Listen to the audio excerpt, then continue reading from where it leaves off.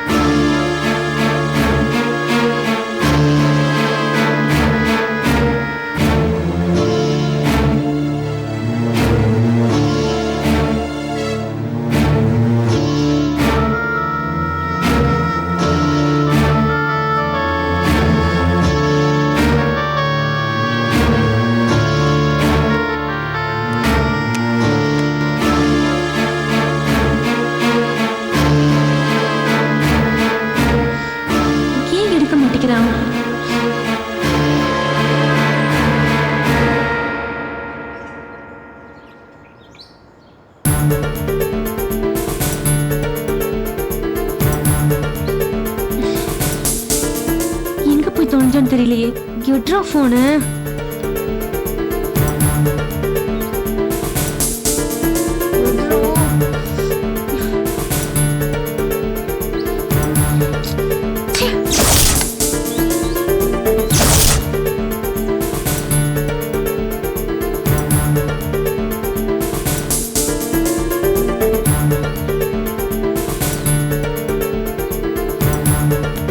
Excuse me, madam. Order, please.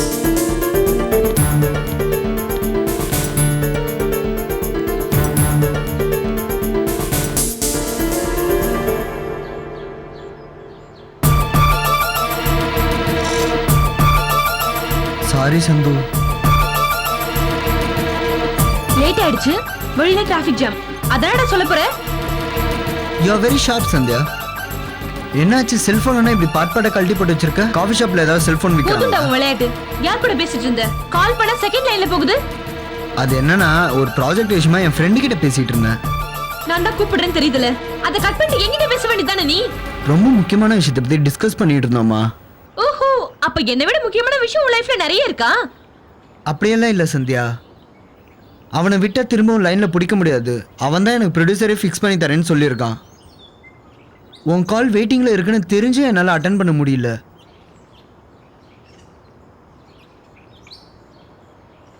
சரி, என்னடா ரொம்ப பசியா இருக்கியா? கொலை பசியில இருக்கேன். காலையிலேருந்து எதுவுமே சாப்பிடல. உனக்கு எப்படி தெரியாது? அதான் உன் மூஞ்சி பார்த்தாலே தெரியுதே. சரி, என்ன சாப்பிடுறேன்னு சொல்லு.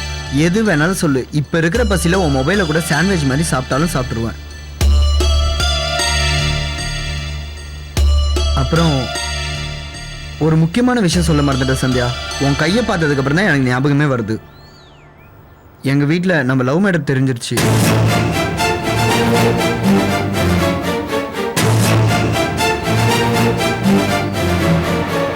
எப்படிடா? நீ ஏதாவது உளறி கொட்டிட்டியா? இந்த ரிங்குக்காக ஜுவல்லரி ஷாப் போயிருந்தேன். அங்க ஒரு லேடியை பார்த்தேன். அவங்க மணியோட ஃப்ரெண்டா. Oh, it's all my bad time. நீ என்ன வேணாலும் சொல்லு. உலகத்திலேயே பெரிய ஸ்கிரிப்ட் ரைட்டர் அந்த பகவான் தான்.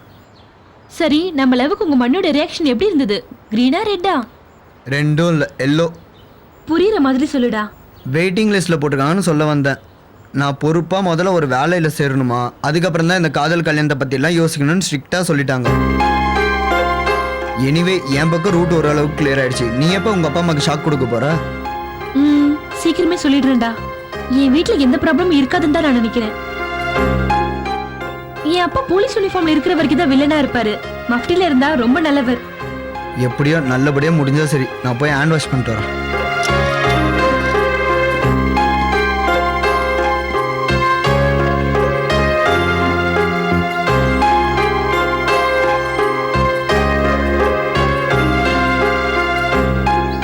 யாருக்கு ஃபோன் பண்ணிருக்கான்னு பாப்போம்.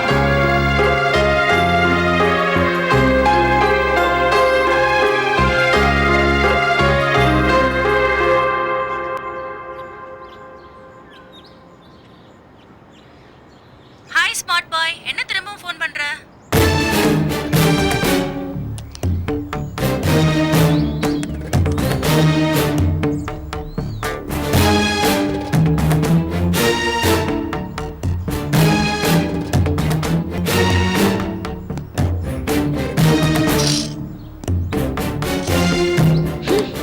ஏய், போன்ல யார் கூட பேசிட்டு இருந்தேன்னு சொன்ன?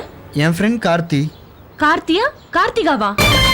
சந்தியா, இப்பதான் உன் போன்ல லாஸ்ட் டயல் நம்பர் எடுத்து ஃபோன் பண்ணி பார்த்தேன். யாரோ ஒரு லேடி எடுத்து, என்னடா ஸ்மார்ட் பாய் திரும்பவும் ஃபோன் பண்றான்னு கேக்குறாங்க. ஏன்டா என்கிட்ட போய் சொன்ன? சாரி சந்தியா, நான் ஒரு லேடி கிட்ட தான் ஃபோனில் பேசிகிட்டு இருந்தேன். ஆனால் அவங்களுக்கு 50 வயசு மேலே இருக்கும். வேணா உன்னை நேர்லயே கூட்டு போய் காட்டுறேன். நீ 20 வயசு பொண்ணு கூட கூட பேசுடா, அது எனக்கு பிரச்சனை இல்ல. ஆனா அந்த ஏன் என்கிட்ட இருந்து மறைக்கிற? நான் இவங்களோட தான் பேசிட்டு இருக்கேன்னு உன்னால ஏன் நான் சொல்ல முடியல? ஒரு விஷயத்துக்கு எப்ப மறைக்கணும்னு நினைச்சியோ அப்பவே உன்கிட்ட தப்பு இருக்குன்னு. சந்தியா ப்ளீஸ், எல்லாரும் பார்க்கறாங்க, கொஞ்சம் அமைதியா இரு. பார்க்கட்டும், எல்லாரும் பார்க்கட்டும். அப்பதான் நீ பண்ற அயோக்கியத்தனம் எல்லாருக்கும் தெரியும்.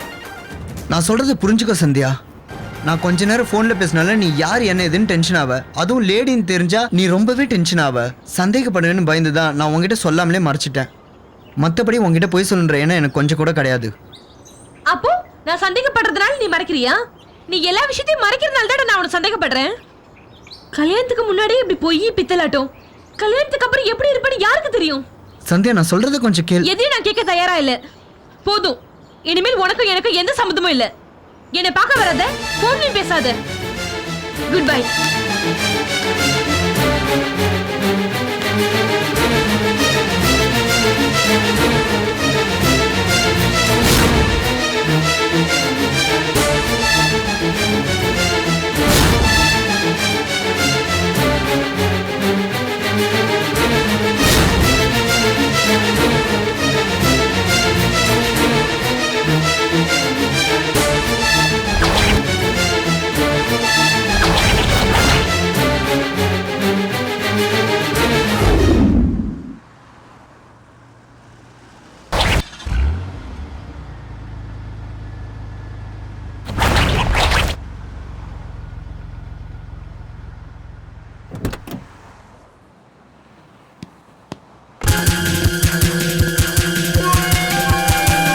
டேய், எங்க எங்கடா உள்ளதா சார் இருக்காங்க, இன்னும் வெளியில போகல.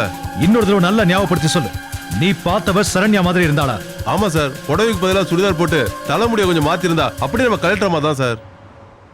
நீ சொல்றது மட்டும் உண்மையா இருந்துச்சுன்னா என் ப்ராப்ளம் எல்லாம் சால்வ் ஆயிடும்டா. நீ கேட்டதையெல்லாம் கொடுக்கிற கடவுள் ஆயிடுவேண்டாண்ணா.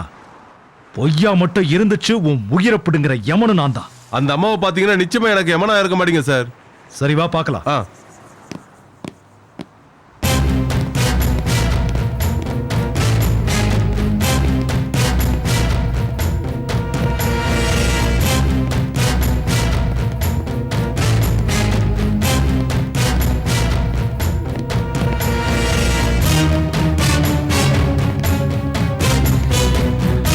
ஏய், எங்கடா?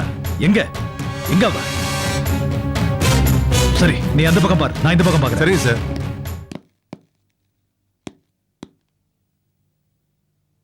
ஐயா, இந்த பக்கம் சிகப்பா ஒரு பொம்பளை வந்தாங்களே, பாத்தீங்க? தெரியலையப்பா, யாரோ வராங்க. தெரியலையா? யார தேடுறீங்க? ஒண்ணு இல்ல. என்ன கேட்டுட்டே இருக்கேன், போயிட்டு இருக்காரு, என்னவா?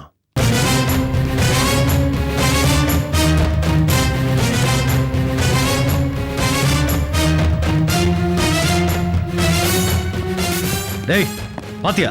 இங்கதான் சார் இருந்தாங்க. நீ தானே சொன்ன கோயிலுக்குள்ள இருக்காங்கன்னு? எங்க? இங்கதான் சார் இருந்தாங்க. அறிவு கட்டோனே, வாடா. டேய், உள்ளதா இருக்காங்கன்னு சொன்ன, எங்கடா? அவங்க வெளியே போக சான்ஸே இல்லை சார். அப்படின்னா எங்கடா மாயமா மறைஞ்சு போயிட்டாளா? நான் ரொம்ப நேரமா வாட்ச் பண்ணேன் சார். நான்சென்ஸ். சாமி ஒரு நிமிஷம். இங்க கோவிலுக்குள்ள சிகப்பா ஒரு அம்மா வந்திருந்தாங்களே, பாத்தீங்களா? இப்படி அபத்தமா கேட்டா என்ன சொல்றது? வரவாலாம் சிகப்பாத்தா இருக்கா. போங்க போங்க. மிஸ் பண்ணிட்டியடா.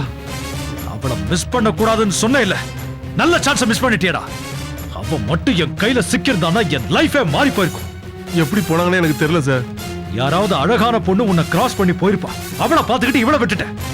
ஒரு ஆளை ஒழுங்கா ஃபாலோ பண்ண தெரியல. நீ எல்லாம் குடிச்சிட்டு கூத்தடிக்கதாண்டா லாயக். Useless fellow, idiot.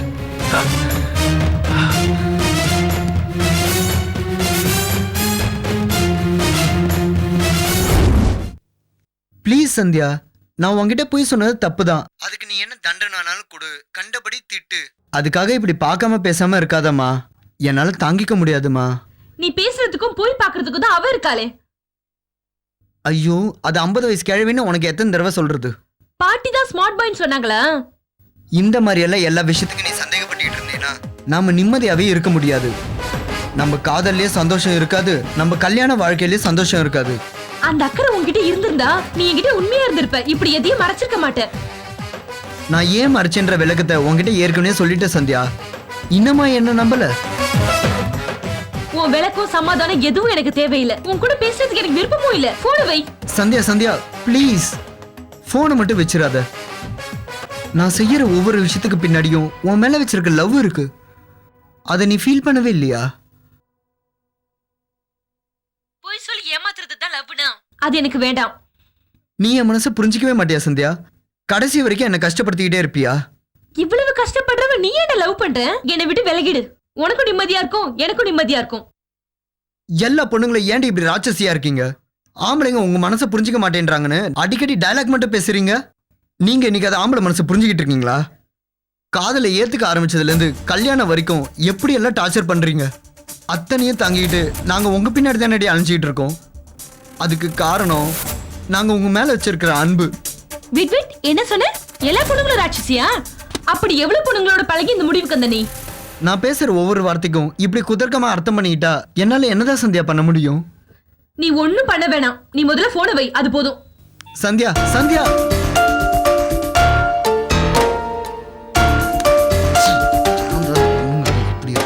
தெரியல. ஏன் இவ்ளோ டென்ஷனா இருக்கீங்க? ஏதாவது பிரச்சனையா? காதலிச்சு பாரு, அப்ப தெரியும் என் வலி என்னன்னு.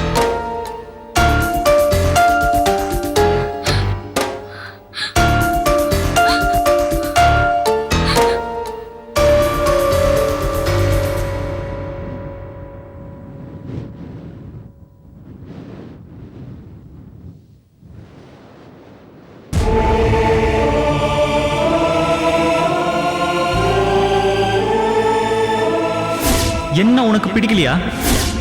என்ன உனக்கு பிடிச்சிருக்கு விஜி? உன் கண்ணை பார்த்தாலும் எனக்கு புரியுது. கோபி, நீ என்ன விரும்புறியா? சத்தியமா உன்னை உயிருக்குயிரா விரும்புறேன். உனக்காகவாது 2 பேர் இருக்காங்க. ஆனா என்ன பொறுத்த வரைக்கும் நீ மட்டும்தான் இருக்க. வேற பொண்ணை பார்த்து கல்யாணம் பண்ணிக்கிட்டு சந்தோஷமா இரு. வேற பொண்ணு கல்யாணம் பண்ணிக்கலாம், ஆனா சந்தோஷமாலாம் வாழ முடியாது.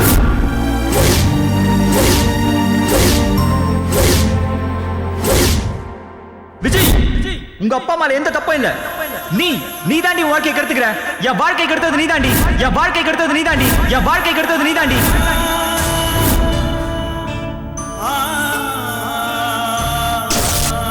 ஏய் விஜி, கண்ணு முன்னாடி பால் பொங்கின்னு இருக்கு. என்ன பண்ணிட்டு இருக்க நீ? நான் சரியா கவனிக்கலக்கா. உன் கவனம் இங்க இல்லாம எங்க அலப்பாஞ்சிட்டு இருக்குன்னு தான் கேக்குறேன். கவனம் அலப்பாயிலக்கா, நான் ஏதோ யோசனையில இருந்தேன்.